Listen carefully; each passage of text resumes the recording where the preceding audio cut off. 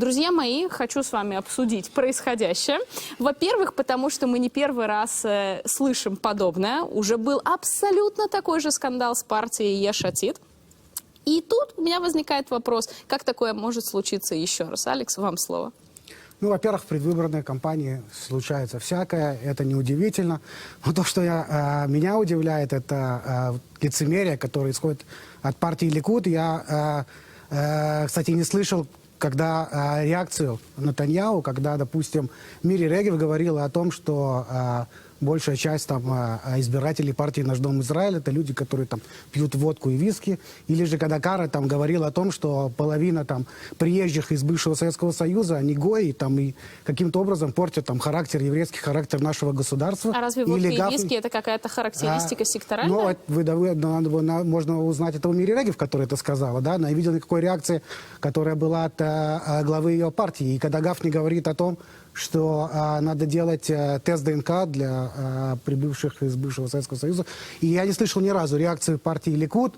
И они всегда молчали, когда их депутаты или же их союзники высказывались против Либермана, против русскоязычной общины, против Кушнера. Уже не хочу говорить то, что говорил Амсалим с подиума Кнессета, да, там, и как он его называл. Поэтому здесь как бы чистой воды лицемерие. Очень жаль то, что Ликуд именно в этом направлении ведет свою кампанию. И каждый раз, когда случается какого-то такого рода история, начинает раздувать это все и пытается использовать это для того, чтобы нанести вред, ну, общей русскоязычной общине, конечно, и партии «Наш дом Израиль» в частности. Ария, вы очень громко улыбались в тот момент, пока я зачитывала реакции двух партий. Прокомментируйте свою реакцию, пожалуйста. Это скорее ирония, чем, ну, наверное, как же ее можно прокомментировать. Этнический вопрос, он и всегда будет и интересен людям, и, как кажется, партийным деятелям. Они, как всегда, будут прикрываться политкорректностью, когда надо или когда нет, когда им это выгодно или нет. Но меня больше умиляет и реакция Еш Атид и НДИ. Зачем они должны были сразу извиняться? Ну, вы сказали, что это так. Но это действительно так. Если вы хотите посмотреть на этнический разрез, он социальный, нет никакого здесь окраса националистического или такого. Весь выходцы, они голосуют вот так, да, все верно. Точно так же, как придут Харадим, скажут, вот это оскорбление, то, что Дегеля Тора — это Харадим. Ну, конечно, это Харадим, понятно. Но здесь же как раз говорили, что Ликуд — это секторальная партия, да, и еще исключительно выходцев из восточных стран. Ну, это большинство голосующих, это действительно так. Основное количество людей, которые занимают там должность, действительно так. Оскорбление было в этом. Оскорбление было, что Ликуд была секторальная. То, что религиозные не секторальные, мы гордимся, что мы секторальные. Абсолютно верно. Пощечина. Абсолютно верно. И в этом смысле, еще раз я говорю, то есть высказана правда, да, это действительно так, возможно, в какой-то грубой форме. Ну, тут следует и смягчить слова, но так или иначе не следовало отходить назад. Зачем вы сразу извиняетесь, говорите, ой, мы это не имели в виду, это не мы, это студент. Да, это мы вот так думаем, вот так все хорошо.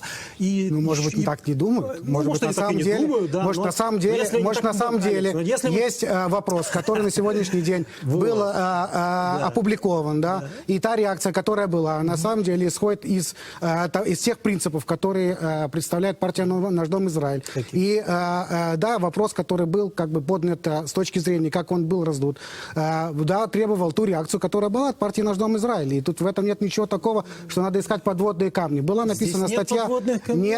Написана статья, которая не олицетворяла мнение. И была реакция, все очень просто. Здесь просто абсолютная некомпетентность, особенно если так, как вы это говорите, если они это не имеют в виду. И ведут свою кампанию точно так же, что какой-то там студент, каким-то образом. Ребят, ну тогда возьмите серьезных людей, пусть они ведут вам кампанию. Я думаю, что в партии «Наш дом Израиль» разберутся, кто у них делает там кампанию. И у каждого есть свои советы. Пусть разбираются. Наверняка есть советы у каждого. Удивительно только, как можно попасть на те же самые грабли спустя меньше месяца. Единственное, что вот интересно, наверное, с этой стороны вот будет интересно посмотреть. Мы несколько месяцев назад с вами пытались понять, будет ли идти война за русский голос, да или нет. И вот она с обратной стороны. Нет так, как мы всегда привыкли, то есть напрямую в лоб говорят, идите к нам, мы сделаем лучше.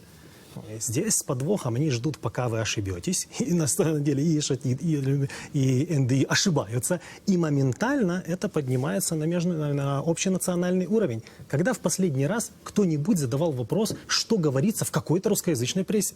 Что говорится, что написано на русском языке в планах Ешатид? Да никогда никто на это не смотрел. Никогда в жизни. И вдруг это становится самым основным, самым большим. На 14 канале про это целый час разговаривают, как они могли и так далее. Вы слышите это на улицах, это распространяется по всем каналам. То есть борьба за русскоязычный голос существует.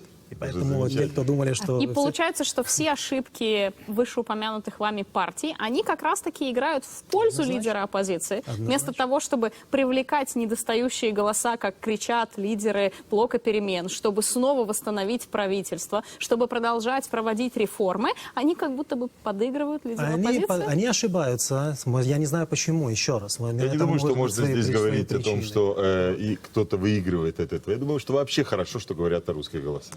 Почему же нельзя говорить о том, я что... считаю, что это очень жалко, что в предвыборное время, вместо того, чтобы обсуждать реальные экономические проблемы, политические проблемы, социальные проблемы, которые есть в нашем государстве, мы занимаемся вот этим. То есть кто что про кого сказал, потому что ничего толкового из этого спора... Это же самое интересное. Да, но я говорю, да, но... Все к сердцу, не к голове, все сюда. Я это понимаю, кстати, очень даже может быть, что это совершенно не случайно. То есть, как бы, если это делается, значит, кто-то от этого выигрывает. Поэтому я считаю, что это специально сделано для того, чтобы отвлечь наше внимание, как бы, всех людей, кто идут на выборы, от главных, на самом деле, тем, которые... От того, что предвыборные обещания не всегда будут выполняться. Да. Но идти голосовать-то нужно уже сейчас. Я вот совершенно согласен. И вот главное, чтобы не обсуждать темы, которые связаны там с обучением основных наук в ортодоксальном секторе. Главное, чтобы не обсуждать там общественный транспорт в субботу. Главное, чтобы не обсуждать все другие проблемы. Надо было раздуть вот эту вот статью, которая вышла там в какой-то газете. Поэтому, к сожалению, да, вот именно, к сожалению, вот именно эти темы, которые на сегодняшний день ловят глаз. Я очень надеюсь, что эта тема сойдет с повестки дня, и реально мы вернемся к серьезным темам обсуждения и в израильской СМИ, и в русскоязычной, конечно. Как вы считаете? Я думаю, что тема, наконец-то, надеюсь уже, что тема обучения общественных наук в религиозном секторе тоже сойдет уже с повестки дня. Ну подождите, нужно определиться, или математика с английским, или нет. И перестанут уже объединять еврейский сектор. Их надо учить, понимаете? Тогда сектор в бедах Израиля. Скоро нас обвинят в том, что и ливанские соглашения, это все из-за ультрахаридим. Ну подождите, не забегайте вперед, мы еще об этом поговорим после рекламы. Для того, чтобы платить вам и дороговизна жизни, конечно. И то, что бензин подорожал, тоже виноваты. Бензин, кстати, подешевел. Плохо молится. Не надо. Но временно его сбросили из-за того, что налог пока что... Я думаю, что плохо молитесь, потому что недостаточно, недостаточно субсидируется просто с точки зрения правительства. На этой неоптимистичной Я не думаю, ноте... что молитвы бы тут помогли. Нам нужны изменения в стратегии. Молитвы не помогут. Говорят, мы в любом случае уйдем на рекламу, после чего продолжим дискуссию в нашей студии.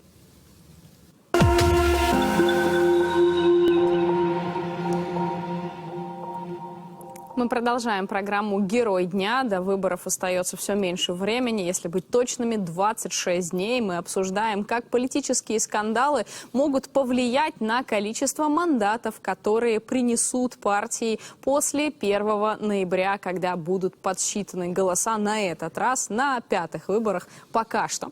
Но судя по тому, что мы видим среди опросов общественного мнения, мы плавно или не очень движемся в сторону 6-х выборов и новой избирательной кампании. Прямо сейчас я предлагаю вам обратить внимание на ваши экраны. Вы увидите опросы общественного мнения, и вы увидите, сколько набирают те или иные партии, возможно, ваши любимчики или их оппоненты. Эти опросы были проведены Исраэль Айом и Маагар Мохот, и мы видим там единое мнение по поводу количества мандатов. У Ликуда по-прежнему 32, так же, как и стабильно у Ешатид 24. А вот религиозный сионизм, блок Смотрича и Бен-Гвира набирает уже 13 мандатов, в то время как государственный лагерь на 1 мандат прохудился и теперь равен 11. Партия ШАС имеет стабильные 8, еврейство Торы 7. Мы продолжим с партией «Авода», которая вместе с Мерецом, согласно этому опросу, набирает аж 6 мандатов, но НДИ прохудились на 1 и теперь 5. У Хадашталь и Рам по-прежнему 4 мандата. Если мы не видим в этом списке ни Байт Иуди, ни партию Балата, который до сих пор не вынес решение обогаться, значит, они, очевидно, не преодолевают барьер, избирательный барьер Ахуза Хасима. Ну и тут у меня, собственно говоря, просьба показать еще и в качестве пирога то, что мы получаем. Вот у нас есть блок Нетаньяу, 60 стабильных, и блок Ганца Лапида, так называемый блок перемен, это снова 60. Это паритетная ничья. Сколько ни называя Ликуд секторальной партией, сколько ни публикуя в ответ, что это абсолютный расизм со стороны блока перемен, 60. А это значит, что мы с вами пока что не движемся никуда. Я предлагаю высказаться каждому на этот предмет.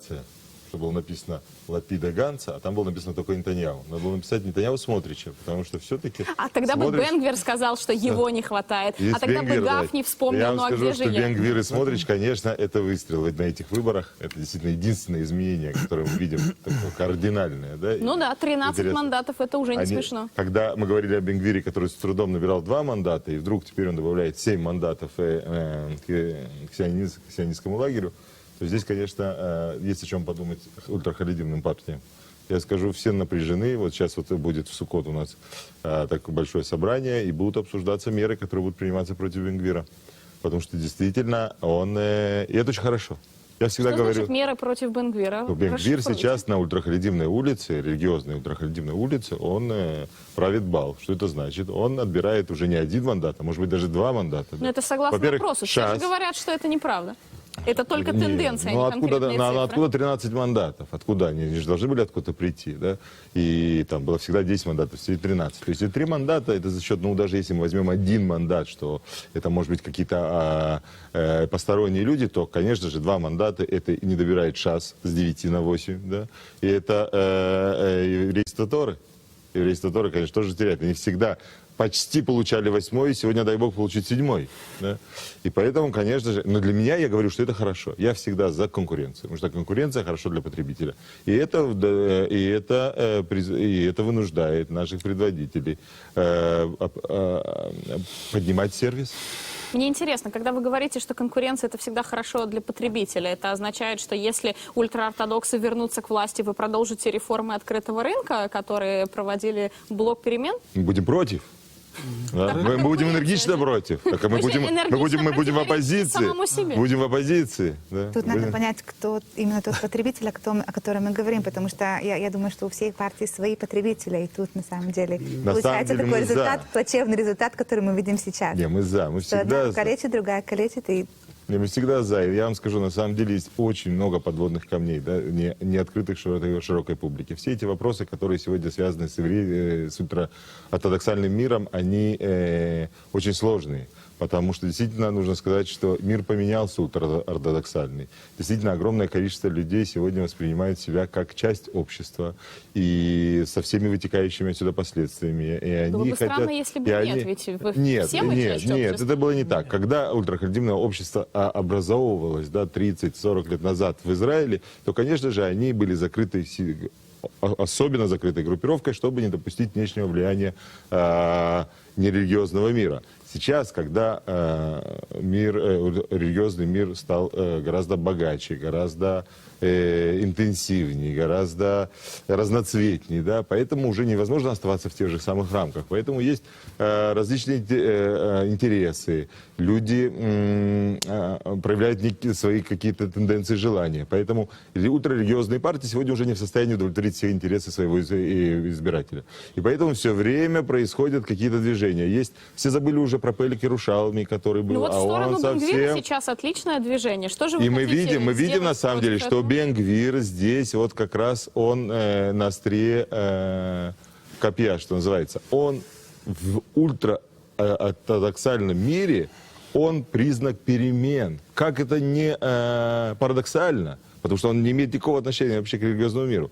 Но вот своим движением, своим общением, своей харизмой, своими разговорами он привлекает молодежь, которые хотят действительно, чтобы с ними общались, чтобы слушали, что у них болит, что они хотят делать, а не зашоренно просто вот загоняли их в какие-то рамки. Да? А и для вас тогда... здесь в чем проблема? Возможность Бен-Гвира получить министерский портфель? Для в нас отличие проблема, от что он лидера забирает еврейства мандаты Торы?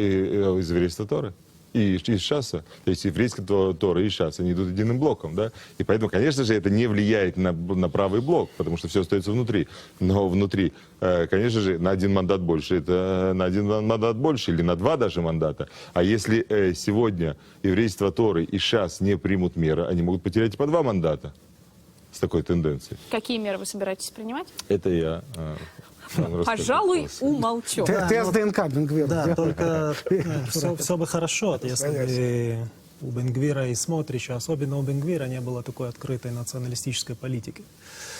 Вот, потому что он продает продукт, если уж так говорить про потребителя, очень низкого качества, и по сути это наркотик. Вот. А на этот наркотик очень легко подсесть, особенно молодым людям. Неокрепшим умам?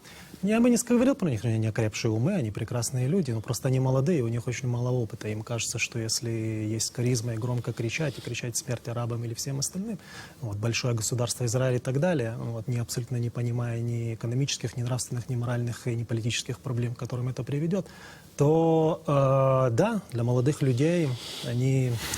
Если у Ядута, то у ультраортодоксального сектора вопрос чисто, возможно, политический.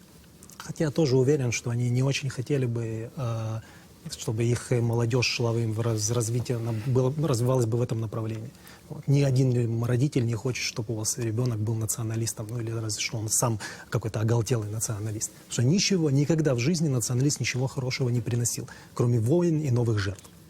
Я бы не хотел защищать Бен-Гвира, но мне кажется, все-таки перегибает палку.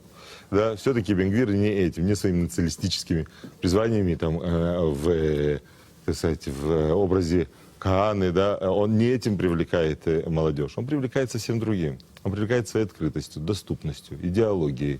Он привлекает своим тоном, да. Он привлекает тем, что он всегда готов с тобой создать диалог, войти в диалог и что-то тебе посоветовать и решить твои проблемы. Он открыт, он народный избранник. Я всегда говорю, что наша проблема основная, что слуги народа всегда забывают, что они слуги народа. Да, и здесь тогда приходится принимать какие-то меры. Бен-Гвира нужно что-то принимать. Конечно, я же говорю, я поэтому и говорю. Лагеря были более... Конечно, я и говорю, что это хорошо для потребителей. Я за конкуренцию. Я считаю, что нашей тяжелой бюрократической системе необходимо обновление. Нужны молодые, нужны яркие, нужны открытые, нужны действительно слуги народа, которые будут жить тем, чем живет народ. А что, извините меня, человек, который 30... народа уже на политической арене добился успеха. 30-40 лет. Он явно не националист. 30-40 лет человек находится в Кнессете, да, если Битнесте еще другое, в Кнессете, да, ему уже за 70 далеко, да, он же уже, у него свои какие-то проблемы, а ему нужно, не знаю, там, проходить осмотр врача постоянно, да, так он уже не понимает, что бывает, происходит. когда ты держишь пост, согласитесь. Да, но когда за 70, гораздо чаще, чем когда тебе за 50. Поэтому я призываю, что должна быть ротация. Нужно менять политиков, они должны приходить новые, уходить старые. Почему же тогда лидеры ваших партий утверждают, что только Биньямин Нетаньяху сможет возглавить следующую коалицию? Нужна же ротация. И, меня сейчас обвинят в коллаборационизме. Да? Ну, вы же продолжайте рассказывать. Мы не такие, вот 100%. Это не для прямого эфира. Мы открытые слуги. Я вам скажу, я не считаю, что нужно менять Биби Нетаньяху. Но я считаю, что очень полезно, что он... А человек он... же за 70. Но очень... У него же проблемы со здоровьем. Не, я вам скажу, что действительно найти тяжело ему замену. Да? Но я хочу сказать, что очень хорошо, что он находится в оппозиции. Ему нужно было немножечко сделать рефреш. Да? Ему нужно было немножечко все-таки вспомнить, что вокруг него тоже есть люди. И, да, конечно, за 13 лет власти, конечно же, он костенел. Это однозначно. Однозначно. Я же говорю, я говорю, как Менахем Бегин. Да, мне очень понравилось это высказывание, что как долго нахождение у власти плохо как для потребителя, так и для власти передержащих. Ну, это верно, это не только он сказал. Но действительно, у него действительно есть определенный талант. И надо этот талант использовать. Но если он идет против своего избирателя, то и Биби Нетаньяху мне не указ. Биби Нетаньяху слуга народа. Мы ему платим зарплату, пусть работает. Если он работает на себя, то пусть идет домой и получает пенсию, как любой гражданин. Вопрос, как измерять то, что он работает на народ, потому что жизнь всех израильтян за последние десяток лет, я не думаю, что она улучшилась. Если мы возьмем 2-3 последних года, то жизнь дорожает. Но Не, за ну, сейчас последние нельзя брать 2-3 года, это нам корона, нужно это говорить, вирус, что это всё. помимо короны у нас разные правительства. Ну у да. нас же вступило в силу правительство перемен, и жизнь дешевле не стала. Вы как Оно и не экономист станет. точно Правительство подтвердите? Я об практически этом не и говорю. влияет в этом плане на дороговизну жизни, произошедшую сейчас. Нет никакой связи. Единственное, что они не могут за год по-настоящему, предположим, переломить хребет строительному картелю, который строился с 70-х годов.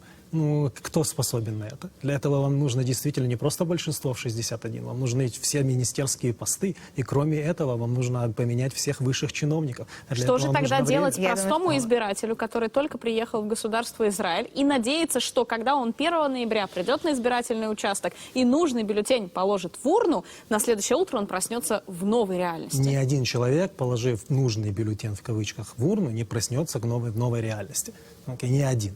Ничего этого такого. Даже Биби Это не такое. Да, не важно. Но это новая реальность, тем более, если будет Беньямин Нетаньяху, новой реальности точно не будет. Слушайте, я с вами не соглашусь. А вдруг выиграет Шакид и Я с победит вами правый не лагерь? соглашусь. Поймите, с одной простой. Есть определенные принципы и идеология у каждого политика и у каждой партии. Вы сами баллотировались, вы же правильно являетесь депутатом горсовета в Батьяме, вы идете с какой-то идеологией, вы идете своим избирателям. То есть вы хотите сказать, что люди, которые голосуют за вас, они, в принципе, получают белый лист. То есть как бы вы приходите, то есть как бы что получится, то получится. Есть определенная идеология. Нужно быть Да. честным, да. потому Правильно, что нужно быть действительно, честным. То есть вы идете с чем-то, что вы пытаетесь продвинуть. И я вам, да, скажу, секундочку, я вам скажу, что за этот год, да, были серьезные изменения. Были. Да, были снижены налоги на ВОЗ. Солдаты получили 75% из боевых войск для обучения высшего образования. Есть очень много реформ, которые были сделаны. И все, Почему же, несмотря на них, есть люди определенные все равно изменения. Нету идут рая, голосовать да, то за есть как бы правый на лагерь? завтра рая не Всё будет. верно. Но есть изменения, которые годами не делались, и да, они происходят. Когда человек приходит в избирательный участок, да, он не только смотрит на то, что ему обещают, он должен смотреть на то, что было проделано. Если было проделано то, что отвечает на те запросы, которые ему подходят, да, то да, он соединяет то, что было сделано, и то, что обещает. Тогда Алекс, у него вы очень есть логично рассуждаете. результат. Но проблема в том, что в израильской политике логика не всегда участвует. Дело не, опять же, Карина, дело не только в логике, но есть процессы. Нельзя ускорить процесс. Он должен пройти определенное время для того, чтобы... Да, были верны, приняты решения, они верны. И если бы это бы правительство просуществовало еще 3 года, было бы еще намного лучше. Но я сейчас говорю не об этом. 100% реформы были. Как человека убедить в том, что ему стоит продолжать Ну, это уже подобные зависит реформы? это уже зависит от политиков, это зависит от политиков, как они когда не убеждают. Если вы отменяете таможенные Это пошлины, понятно, конечно, что- это же хорошо. Давайте отменять дальше. Если вы меняете израильские стандарты, конечно же, это хорошо. Давайте их изменять дальше, отменять дальше. Да, Почему новые мы не видим процессы со этого старыми вопроса в общественном правительствами мнении? невозможно В первую продвинуть. очередь, опять, смотрите, мы начали с этого. Мы начали о том, что нам постоянно продают, пытаются захватить не говорят с нашим сознанием, а с нашими эмоциями. То есть все вот такое клиповое движение, вся эта компания клиповая и так далее, и так далее. Вот, конечно, когда вдруг вы приходите и говорите, у нас процесс, нам нужно 10 лет, для того, чтобы в этой стране произошли наконец-то вот такие изменения, которые вы сказали, ого, здесь стало действительно по-новому, у нас абсолютно другое состояние экономическое или на личном уровне, не макро. Макро у нас все хорошо, а вот что происходит с каждым человеком, это уже другой вопрос. Такой процесс, конечно же, сложно сейчас продать не только потому, что это политики, не только потому, что это, а просто потому, что весь мир действует по-другому. И в этом смысле вот мы попадаем в 60-60. Одни продают одни эмоции, другие продают эмоции и немного размышлений.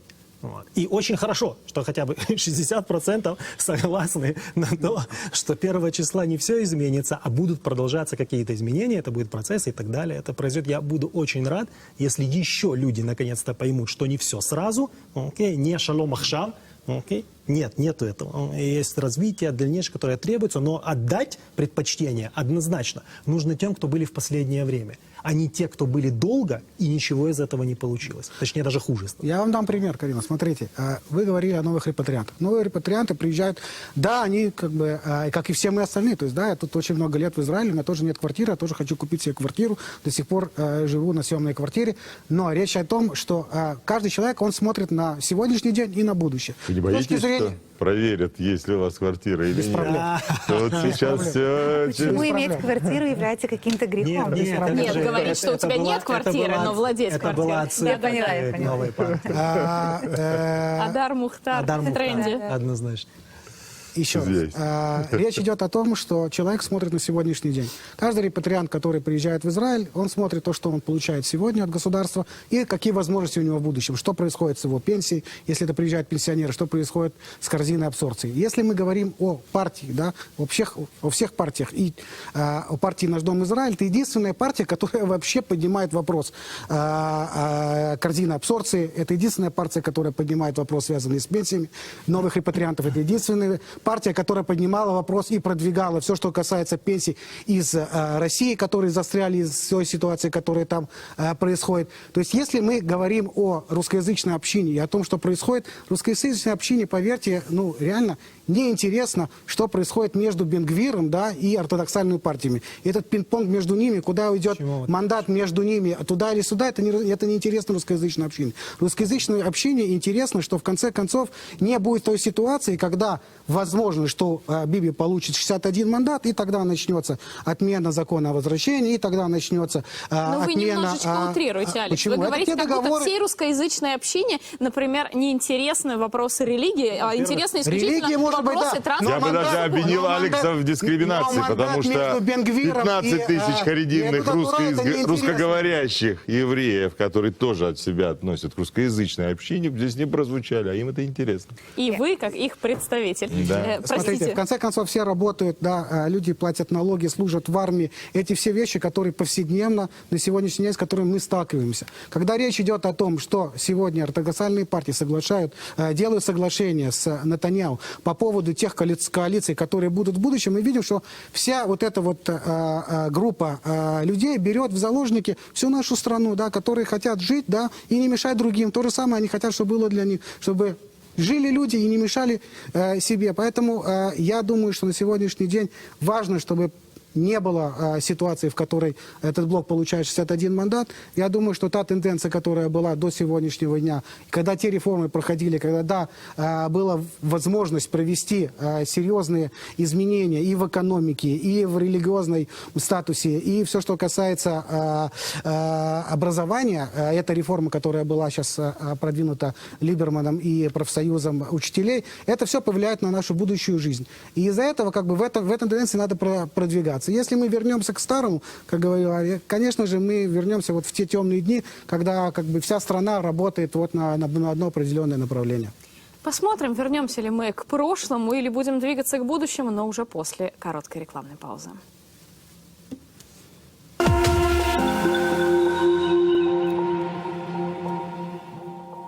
Возвращаемся к нашей дискуссии после короткой рекламы. До нее Арье Зайден сказал такую фразу, что на макроуровне у нас все хорошо, а вот на микро, чтобы каждый отдельно взятый человек в отдельно взятой съемной квартире стал жить лучше, вот это задача нашего будущего правительства. И тут как раз-таки нужно поговорить о неутешительном докладе главного экономиста Минфина, который не предвещает нам оптимизма на Новый год, как бы не хотелось. В недвижимости наблюдается замедление темпов роста. Прибавьте к этому повышение арендной платы за жилье и большую волну репатриантов из Восточной Европы. Звучит не очень оптимистично, но у нас в студии есть аудитор, финансовый консультант, экономист. Юлия, вам слово. Расскажите, какие у нас проблемы и как с ними бороться. Ну, каких у нас нет проблем, это будет чуть короче. На самом деле мы все ощущаем это на своем кармане, когда мы идем в магазин и мы возвращаемся, когда в нашем кармане остается меньше. Мы платим больше за энергию, хотя временно мы это не так чувствуем из-за того, что налог был сброшен. Мы больше платим за квартиры, мы больше платим за банковские суды, то есть это распространяется везде. Мы говорим о инфляции, мы говорим о поднятии банковских процентов. И то, что шекель все дешевеет в отношении международных валют? Только доллара. Доллар. Только доллар. По сравнению со всеми остальными корзиной валюты, шекель находится на том же положении. За ним, в общем, будущее, наверное. Ну, тут, опять же, это только один из тех параметров, которых стоит обсудить. Вы сказали раньше, что наши политики, может быть, ответственны за наше положение. В принципе, и мы ответственны, и они ответственны. То есть они должны делать реформы, которые должны нам помогать, а мы в свое время должны взять ответственность за наше будущее и думать, как мы будем жить дальше. Потому что на самом деле, если подумать вперед, говорят о том, что будет сложнее, будет туже, и надо будет как-то к этому так сказать, приспосабливаться. Давайте на конкретных примерах. Только недавно процентная ставка была поднята, и сейчас она что-то около 2,75. И аналитики говорят о том, что еще в течение года эта цифра достигнет 3%. Почему это делается? Потому что пытаются бороться с инфляцией. Насколько это поможет, лично я очень сомневаюсь. Почему? Потому что эта инфляция вызвана тем, что нету достаточно продуктов. То есть как бы есть на самом деле проблемы, которые не будут решены именно поднятием банковского процента. Поэтому я считаю, что это только усложнит ситуацию. То есть комфортнее себя будет чувствовать только Банк Израиля? Я думаю, что да, потому что это, в принципе, основное оружие, которое есть у него против инфляции. Насколько это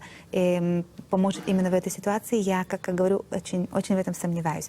Я считаю, что да, надо думать о том, как надо помогать больше бизнесам, чтобы они могли брать больше людей на работу, чтобы они могли поднимать им зарплату, как можно снизить налоги и простым и работникам, и тем же бизнесам, потому что я считаю, что только частный предпринимательский сектор может на самом деле поднять нашу экономику, что мы, кстати, видим. Помогать бизнесам вы предлагаете выделять средства, как было во время кризиса коронавируса, просто вертолетные деньги, так называемые? Нет. Я говорю, во-первых, о реформах, которые связаны с открытием рынка.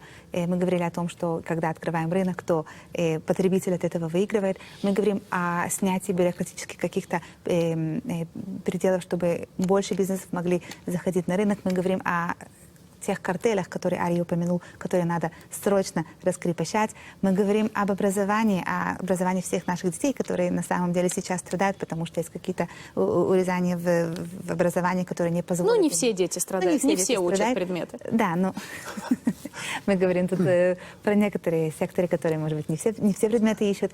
И мы говорим о том, что надо думать, как каждый из нас может получить более хорошее финансовое образование, чтобы построить для себя, для своих детей будущее. Потому что я считаю, что это ненормальная ситуация, где человек не может купить для себя квартиру, где он не может обеспечить себе жизнь и пенсию, и своих детей. Поэтому я считаю, что надо в основном думать о каких-то консистентных реформах, которые не в один день, но которые со временем наберут именно этот накопительный такой процесс, когда, да, будет видно, что что-то улучшается. Это не придет в один день, и, как я сказала, для этого не требуется только правительство. Каждый из нас должен сидеть со своим бюджетом и думать, что можно сделать иначе, как можно иначе вести свои деньги, куда их можно вложить и как Но можно... о каких вкладах мы сейчас говорим, если с увеличением процентной ставки, как сообщили недавно в государственной телерадиокомпании, среднестатистическая семья со среднестатистическими расходами теряет 2000 шекелей в месяц только за счет повышения ребита. Ну, тут нам понадобится... Тут о вкладах мы вообще не говорим? Здесь, пожалуйста. Мы говорим, во-первых, о том, что те люди, которые на данный момент сегодня тратят больше, чем раньше, им стоит намного больше, так сказать, сжать свой бюджет, чтобы на самом деле оставалось на главные вещи. А насчет инвестиций, лично я считаю, что любой человек в любое время может начать правильно инвестировать, если он наберется финансовых знаний. И да, иногда это потребует других изменений, таких изменений, как, например, поменять работу, получить какие-то новые профессиональные квалификации, чтобы получать больше каждый месяц и правильно работать с этими средствами. К сожалению, мы очень часто видим людей, у которых поднимается зарплата, они поднимают свои расходы, и таким образом они продолжают жить остается. точно так же, да, ничего не меняется. Поэтому тут нужно скомбинированное решение. Во-первых, да, помочь людям, кто платит много налогов. И мы говорим о многодетных семьях. Мы говорим, кстати, та реформа, которая была принята в прошлом году для того, чтобы помочь семьям с детьми между 6 и 12 годами, я считаю, что она была очень хорошая, потому что на самом деле позволяет родителям больше работать, чтобы осталось больше в кармане для того, чтобы потом правильно, использовать эти средства. И, к сожалению, не все израильтяне это умеют делать, потому что обычно никто этому нас не учит.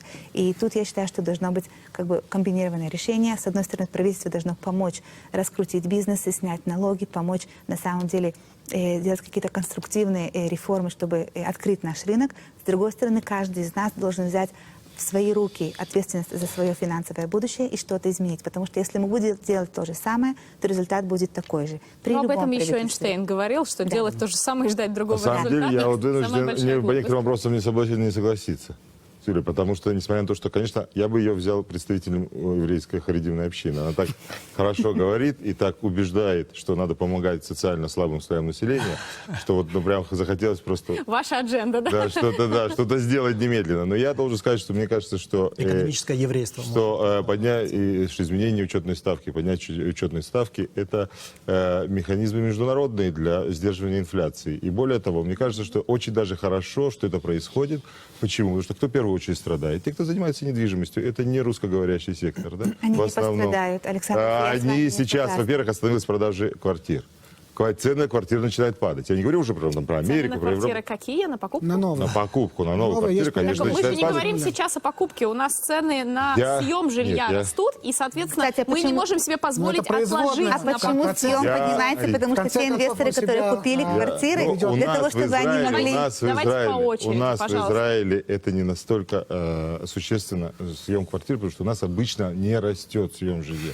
Да, так, как, скажем, в Европе, когда Когда там, вы последний там в раз основном меняли вкладывают... квартиру? Я должна спросить ваш личный вопрос. Они очень сильно Поскольку растут. сейчас цены на рынке взлетели просто Почему? Потому что фантастическим те образом. инвесторы, кто купили эти квартиры, чтобы их сдавать, так как им придется больше платить за кредит в банке, то они что они делают? Они просто поднимают аренду. И таким образом те, кто снимают, с другой переплачивают стороны- И не это забудьте лишнее. еще важный фактор. Какое количество новых репатриантов приехали за И последние какое 7 количество месяцев. новых квартир строится очень маленькое. Какое Вот, количество квартир соответственно, вот это заканчивается очень несовпадение. маленькое. Сколько земли у нас осталось? Очень Я маленькое. считаю, То я есть считаю. Все идет к тому, что цены на недвижимость не будут падать. Мы можем прочитать очень много исследований давайте на не эту забывать, тему. Я считаю, что И я все считаю, равно. что- Все в общем, равно. в Израиле Подождите. где-то в районе Долгосрочный. 80% людей, которые имеют свою недвижимость. 80%. Примерно 80%. 60. А в какой стране? 80 в Израиле. 61, да. Ну, по 60. по статистическим данным, между 75 и 80. В Ну, долгосрочной проверьте перспективе данные, остановка инфляции. 75-80%. Ребята, о чем вы говорите? Вы говорите о том, что сейчас повышаются цены. То есть я вам говорю, что инфляция, когда если вдруг рухнет все, да, и инфляция превысит какой-то разумный предел, то мы все в этом погрязнем. Все. Но сначала сейчас сходим на рекламу. она Договорились? Короткая рекламная пауза. Оставайтесь с нами.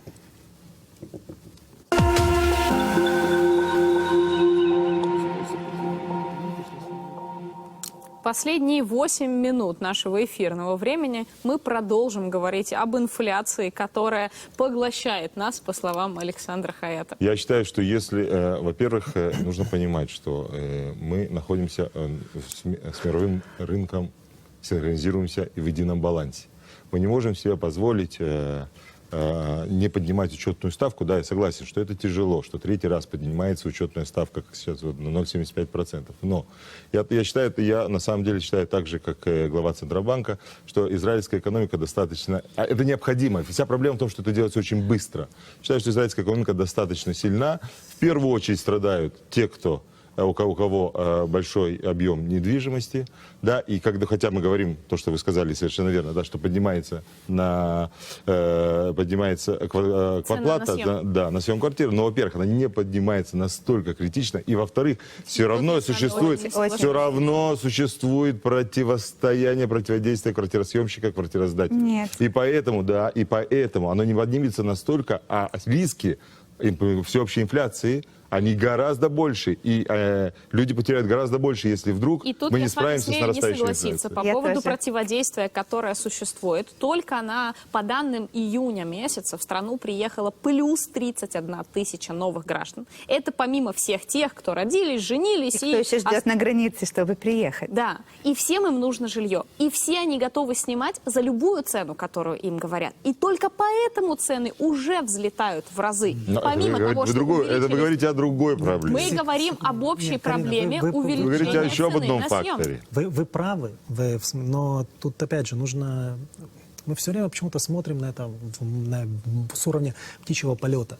То есть либо хорошо, либо плохо, как-то однозначно все. Вот. И, ну да, для макроэкономики однозначно, да, было правильно поднимать ставку и продолжить ее поднимать, пока мы не выйдем на уровень положительной ставки против инфляции. Это понятно, здесь ничего нового нет, это так должно быть. То есть людям это странно, потому что в последние 14 лет этого не происходило. 11 лет этого не происходило, но по сути это нормальный экономический механизм, и ничего здесь страшного страшного нет. Она поднимется, через 2 года понизится и вернется снова не на тот уровень, который был, но, скорее всего, Но около ведь за эти 2 около года 2%. среднестатистические семьи Да, переплатят всё верно. огромные Они цифры. они не переплачивают. Дело все в том, что они не то чтобы переплачивают. Части риска, которые вы берете для того, чтобы у вас было ощущение от того, что вы владеете чем-то, если вы не можете сразу купить это, а кредитируете. А кто может купить квартиру Ну, сразу в это Израиле? другой вопрос. Это другой вопрос. Тут, кстати, вопрос к правительству, которое, да, может провести фискальные меры определенные. Хотите понизить стоимость жизни?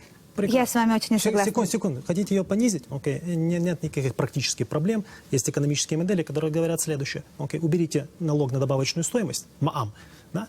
И ваша жизнь повысится моментально, дороговизна жизни снизится снова сразу же на 1/5, на 18%. И кто проиграет в этом? Вам придется откуда-то взять эти деньги в бюджет. У вас есть 2 варианта. Во-первых, вы можете, да, наконец-то обложить более высоким налогом большие компании, которые на данный момент всего-навсего вносят в бюджет 3%. Окей, согласно согласно отчету 2020 года.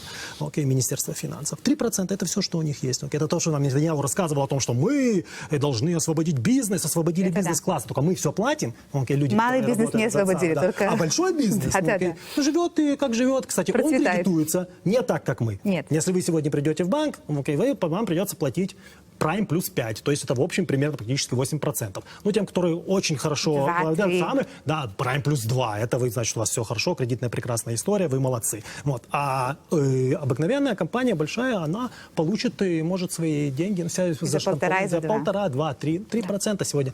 Вы можете увидеть это опять же на... Мы поняли ваш в отчетах. посыл, Ария, но времени остается очень мало. Так или иначе, да, я закончу. Вот он, посыл прост. Это чтец информация, правильно? Да, есть посыл прост. Окей, пусть... Давайте будем вопросы задавать про нас и про своего соседа, а не про то, как мы бороздим просторы в космосе.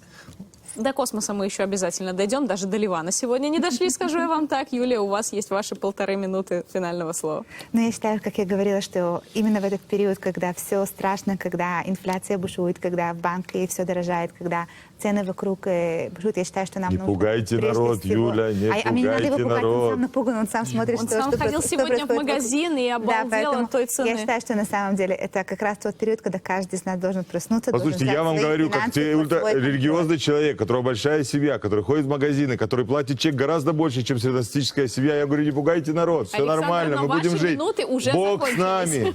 Давайте по Все с нами. очереди. Кстати, не в религиозных семьях тоже по 2-3 детей. Все мои знакомые по 2-3 детей. Ну, Только просто мне нужно- Александр Да. говорит про 10 детей, поэтому давайте не Ну будем да, у нас спорить, тут на разные. это нам Это действительно время... другая Вы категория. знаете, я считаю, Качественно. что те, у кого по 10 детей, им нужно намного более серьезно заняться своими финансами, заняться... Так мы же не жалуемся, жалуетесь-то вы, у нас Мы не все жалуемся, нормально. мы не жалуемся, мы говорим, что надо действовать и не жаловаться, потому что от жалобы еще не... Как от молитв, кстати, Нам Либерман уже помог, мы Никого не получаем. стало Да. лучше. Алекс, ваше финальное Да, слово. ну начнем с того, что первый раз, по-моему, за всю историю нашего государства бюджет Министерства образования выше, чем бюджет Министерства обороны. Это вот к тому Это вопросу... мы уже слышали. Да, Давайте это к про тому- дороговизну. Про дороговизну. Ну, смотрите, в конце концов, реформы – это то, что приводит к результату после того, как они делаются, и мы видим это практически во всех направлениях. Если убирается налог, если убирается налог на ввоз, те компании, которые занимаются параллельным ввозом, они в конце концов конкурируют. Мы видим то, что происходит сегодня на рынке с точки зрения сельского хозяйства. Повышение ставки, да, дает какое-то там торможение с точки зрения покупки квартир. Мы увидим производную этого через, может быть, год-полтора. Остановится То в есть конце вы концов уверены, что все повышение цен. реформы, которые Да. были проведены, через год-полтора мы уже видим результаты? Мы сейчас видим результаты.